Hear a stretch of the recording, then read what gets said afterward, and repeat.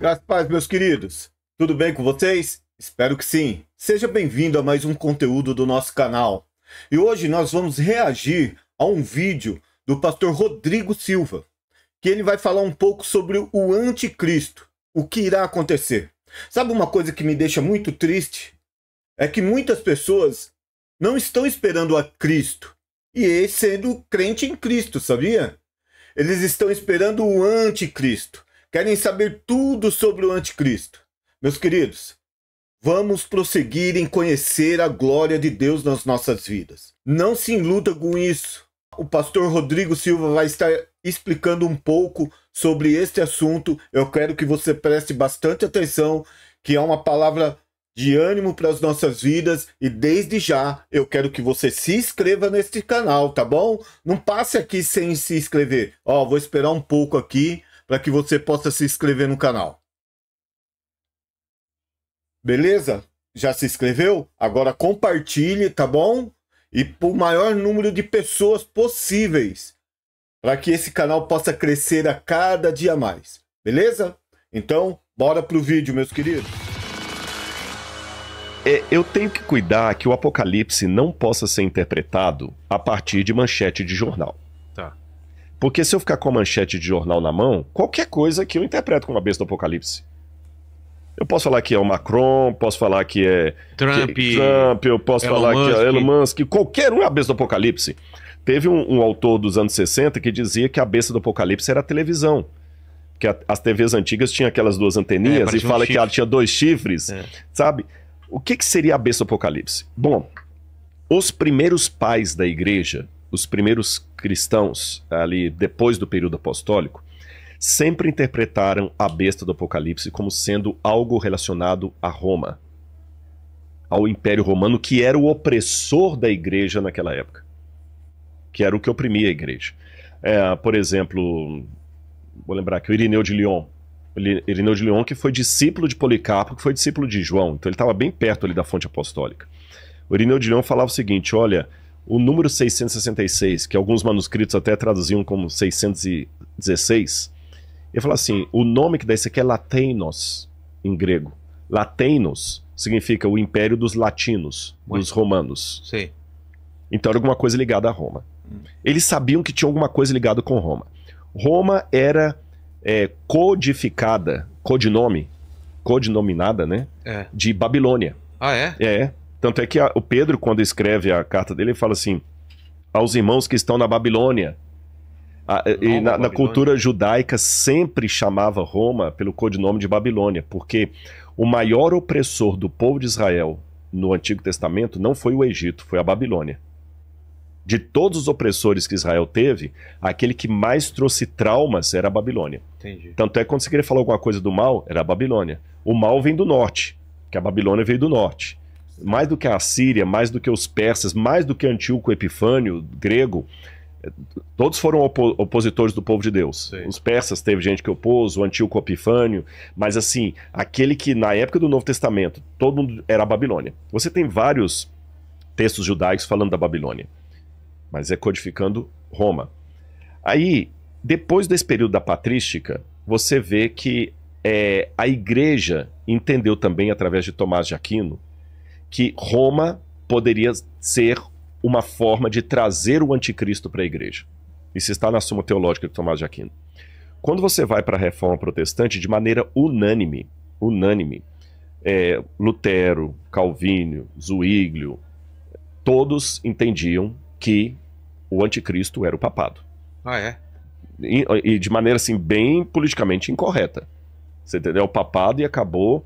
É lógico, a explicação que muitos teólogos católicos dão hoje é o seguinte, é porque os primeiros protestantes ali, a partir de 1517 com Lutero, como eles eram oprimidos pela igreja, eles tinham que dar um nome para o inimigo. Claro. Então, psicologicamente, detonavam com a igreja, né? Mas hoje a gente não está mais assim tudo. Hoje, então, o que acontece? Muitos teólogos, já numa ideia mais de estabelecer a paz, não falam mais que o papado seria o anticristo.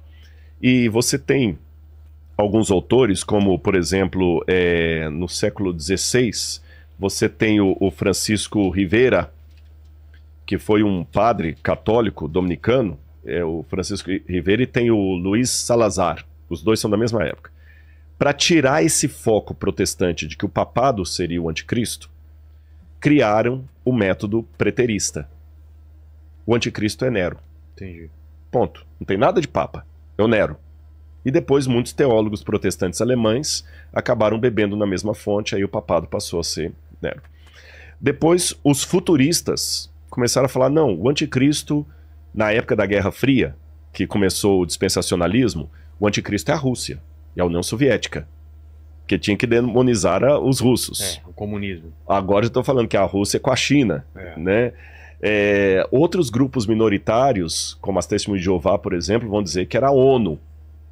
Outros grupos vão dizer que era um grande computador. Outros vão dizer que era um apóstata, que era um ateu. A internet. A internet.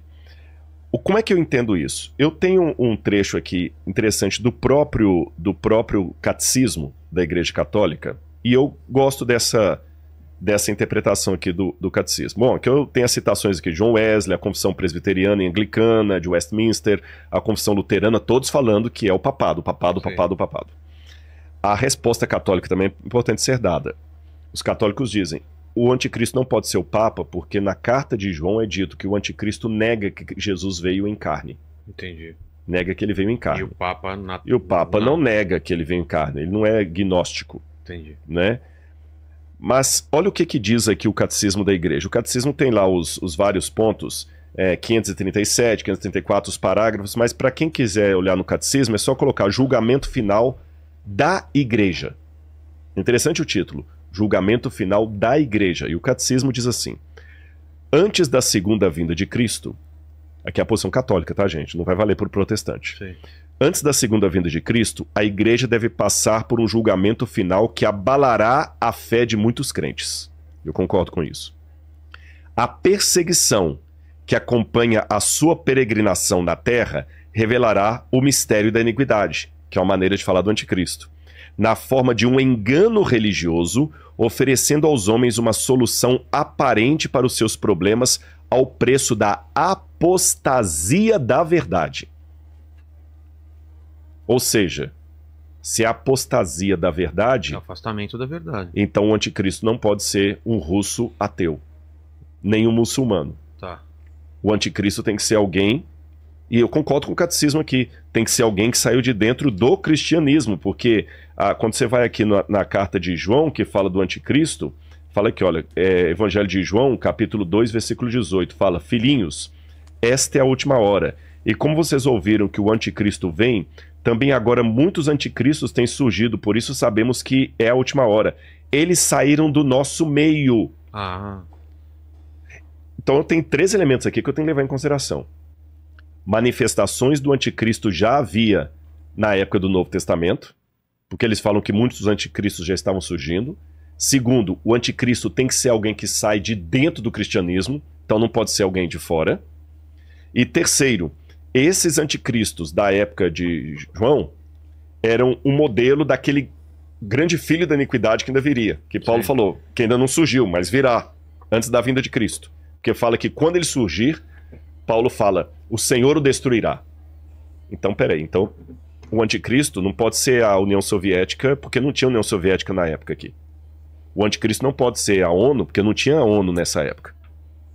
O anticristo tem que ser algum poder que já tinha exercício na época apostólica, que atraía pessoas que saíam de dentro do cristianismo e que, por alguma forma, vai estar de novo na segunda vinda de Cristo. Então, classificar o anticristo como um homem só já fica complicado, porque o camarada tem que ter 2000 anos de vida, pelo menos.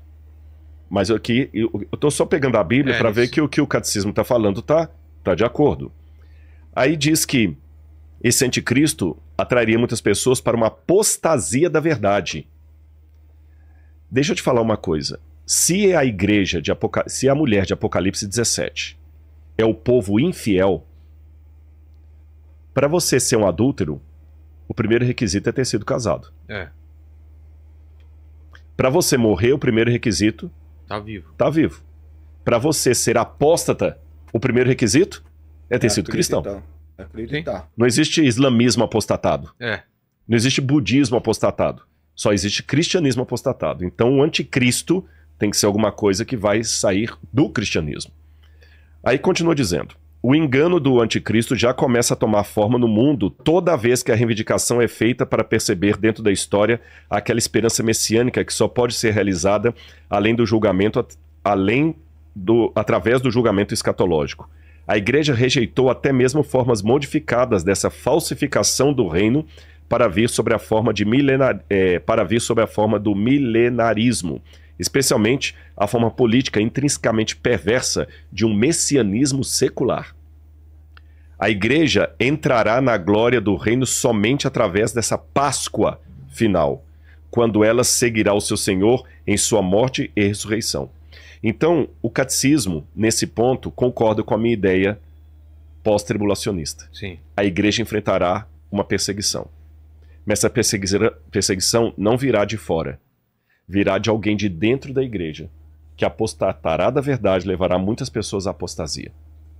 Mas quem seria essa pessoa que, de certa forma, já tinha ação na época dos apóstolos e vai ter na volta de Jesus? Aí eu termino com o Apocalipse 17 explicando. Vamos voltar para o capítulo 17. João viu a mulher montada na besta e ficou assustado com o que ele viu. Aí olha o que diz a continuidade. Capítulo 17, verso 7. O anjo, porém, me disse: por que você ficou admirado? Eu vou lhe explicar o mistério da mulher e da besta que tem as 7 cabeças e os 10 chifres que levam a mulher. A besta que você viu era, não é, está para emergir do abismo. Era, não é, está para emergir do abismo. Então ela atuava no período apostólico, vai ficar um tempo sem, assim, incubada, mas ela vai voltar no tempo final. É igual um tumor, que às vezes você vai, cura, ele fica entubado, depois ele volta. Era, não é, e vai surgir do abismo. E caminha para a destruição. E aqueles que habitam sobre a terra, cujos nomes não foram escritos no livro da vida desde a fundação do mundo, se admirarão, vendo a besta que não era, mas tornará a aparecer. Então é alguém que estava na época de João, ficará um tempo de suspensão e voltará a aparecer. Aqui está a mente que tem sabedoria. As 7 cabeças são 7 montes no qual a mulher está sentada. 7 montes no qual a mulher está sentada. E no verso 18 ele diz: a mulher que você viu é a grande cidade que habita sobre os reis da terra. Ei. Qual cidade dominava os reis da terra na época de João? Washington? Não. Moscou? Não. Jerusalém? É. Não, Jerusalém não dominava os reis da terra. De dominar? É Roma? Roma. Mostra aquela moeda para mim, por favor, de Vespasiano. Essa moeda romana que vocês vão ver aí, ela estava em circulação na época de João. Tá. Vespasiano foi o que mandou destruir Jerusalém no ano 70. Você tem aqui o imperador Vespasiano, está escrito em latim, né? Cesare Augustus Vespasianus Augustus, tá certo? E aqui tem do outro lado da moeda, Roma, tá escrito Roma, e ela é uma mulher sentada sobre 7 colinas. 1, 2, 3, 4, 5... Ali não mostra... 7, 8... 7 colinas, olha lá. 1, 2, 3, 4, 5, 6, 7. E em todos os livros nós sabemos que Roma é descrita como a cidade que se assenta sobre 7 colinas. Isso é ponto, todo historiador sabe. Então, ele já está falando. A mulher foi uma mistura do povo de Deus com Roma. E aí o que acontece? O próprio catecismo fala para a gente ficar alerta, que virou uma apostasia. Então, por que não entender que, de alguma maneira, o mesmo poder romano que durante a Idade Média e início da Idade Moderna sancionou tantas perseguições com reis, com Inquisição Espanhola, Santo Ofício, tantas coisas erradas que foram feitas, não pode ser justamente a consubstanciação histórica disso que João viu. Repito, não é detonar com a Igreja Católica. Lembra que eu falei? É entender que teve coisas erradas feitas em nome de Jesus que me dá muita tristeza. E tinha muita gente sincera na Igreja Católica. Por exemplos, eu posso dar da minha vida particular. Eu tive padres que, quando eu ficava no mosteiro com eles, eu lembro uma vez que eu cheguei aqui no Ipiranga lá e os padres me recebiam ali, E um belo dia eu esquentava minha comida lá e depois ia pra sala assistir o Fantástico com os padres. Aí um dia o padre chegou lá, falou: Rodrigo, desculpa, padre Dionísio. Desculpa, tomou o prato da minha mão que eu tinha esquentado. Me perdoa, Rodrigo, me perdoa. Eu falei: o que foi? Ele pediu um perdão e tomou o prato da minha mão. A gente esqueceu que você vinha hoje e a cozinheira colocou toicinho no feijão. Nos perdoe. Eu vou fazer um omelete pra você. Poxa, esse homem honrou minha fé. É. Ele não tem problema com carne de porco. Eu que não como carne de porco. Eu vou falar que esse padre não é de Jesus? Poxa. Eu vejo uma vida de Madre Teresa de Calcutá, Irmã Dulce, para falar aqui do Brasil. Essas mulheres não andavam com Jesus? Ai de mim, quem sou eu? E os crimes que houve dentro da Igreja Católica? Também houve crimes dentro do mundo protestante, dentro da Igreja Adventista. Eu tenho que lamentar isso e ver que o Apocalipse previu que essa união aconteceria. E quer ver mais onde é que a união aconteceria? Pessoal, o que vocês acharam do vídeo? Muito bom, né? Um conhecimento assim que esse pastor tem. Mas eu vou falar para você, você pode não concordar. E se você não concorda, escreva aqui nos comentários abaixo. Escreva que eu não concordo com essa visão do Rodrigo. Não concordo. E se você concorda, fale. Escreva também. Eu quero ler e responder a cada pergunta feita ali. Tá bom?